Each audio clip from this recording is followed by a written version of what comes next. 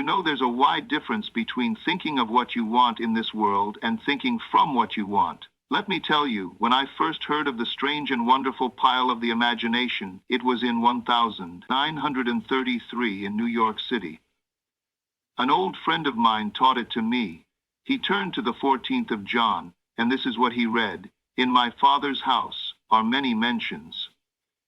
If it were not so, I would have told you, I go to prepare a place for you, and if I go and prepare a place for you, I will come again, and receive you unto myself, that where I am, there he may be also.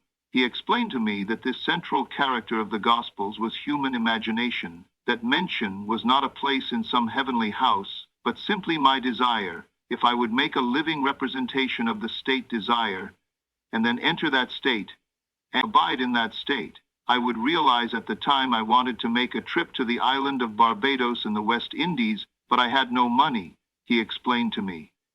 If I would, that night, as I slept in New York City, assume that I was sleeping in my earthly father's house in Barbados, and go sung to sleep in that state, that I would realize my trip. Well, I took him at his word, and tried it for 1 month. Night after night as I fell asleep, I assumed I was sleeping in my father's home in Barbados. At the end of my month, an invitation from my family came inviting me to spend the winter in Barbados. I sailed for Barbados the early part of December of that year. From then on, I knew I had found this Savior in myself.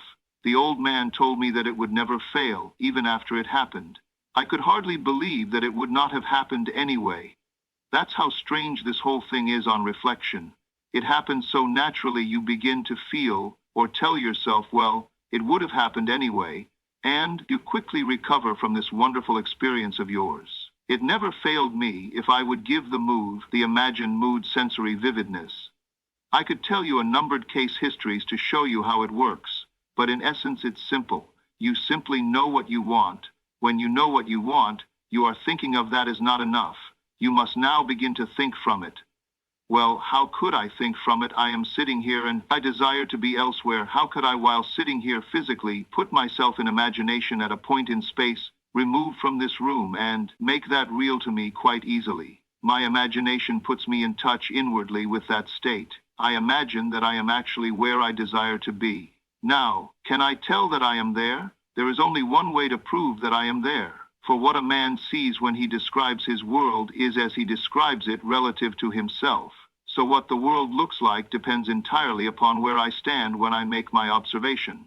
So, if as I describe my world it is related to that point in space, I imagine that I am occupying, that I must be there. I am not there physically, no, but I am there in my imagination. And my imagination is my real self. And where I go in imagination and make it real, there I shall go in the flesh also. When in that state I fall asleep, it is done. I have never seen it fail. So this is the simple technique on how to use your imagination to realize your every objective.